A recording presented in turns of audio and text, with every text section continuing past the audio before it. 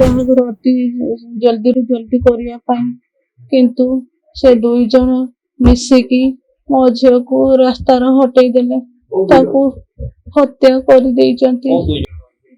ଭୀମସେନ ଏବଂ ସ୍ୱାତି ଝିଅର ମୃତ୍ୟୁ ସମ୍ପର୍କରେ ପଚାରିଲେ, ଏମିତି କେମିତି କ'ଣ ଘଟଣା ହେଲା, ସେଇ ବାବଦରେ ହିଁ ମୁଁ କହିଲି। ଭୀମସେନ ଆଉ ସ୍ୱାତି ଏଇ ଦୁଇ ଜଣ ହିଁ ମିଶିକି ତାକୁ ହତ୍ୟା କରିଛନ୍ତି। ଆଉ ତାଙ୍କର ଭୀମସେନ ଆଉ ଚନ୍ଦ୍ରିକାର ଭଲ ପାଇବା ବହୁତ ଦିନରୁ ଥିଲା, ବହୁତ ଭଲ ସମ୍ପର୍କ ଥିଲା। ବାହାଘର ହେବା ପାଇଁ ବି ପ୍ରତିଶ୍ରୁତି ଦେଇଥିଲା।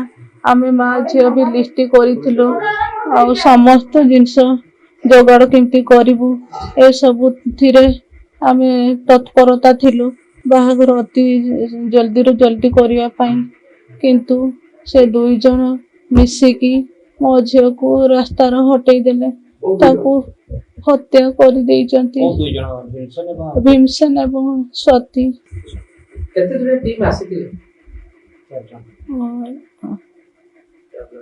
ଚାରି ଜଣିଆ ଟିମ୍ ଆସିଥିଲେ। ହଁ, ପଚାରିଲେ ତାଙ୍କ ମାମୁଁ ମାଇଁ ରଶ୍ମିତାକୁ। ହଁ, ବାପାଙ୍କୁ ପଚାରିଲେ।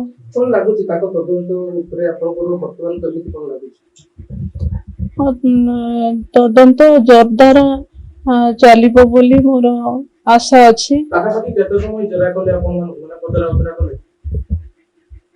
ପାଖାପାଖି 6 ଘଣ୍ଟା ହେଇଯିବ। ଆଉ କିଛି ପ୍ରମାଣ ଚାହୁଁଥିଲେ କି? ଆଉ କିଛି ପ୍ରମାଣ ଆପଣ ଦେଲେ କି? ପ୍ରମାଣ ସେଇ ମୁଁ ଯୋଉଟା ଅଡିଓ କଲ୍ ସେଇ ବିଷୟରେ କହିଲି, ଆଉ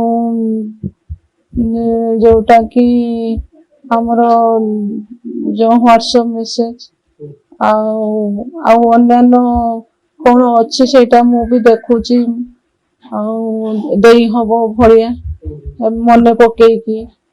ଆଉ ମୋ ଦେହ ଯେହେତୁ ଟିକେ ଭଲ ଲାଗୁନି, ଆଉ ମୁଁ ସମ୍ପୂର୍ଣ୍ଣ ଭାବରେ କହିପାରୁନି ବର୍ତ୍ତମାନ।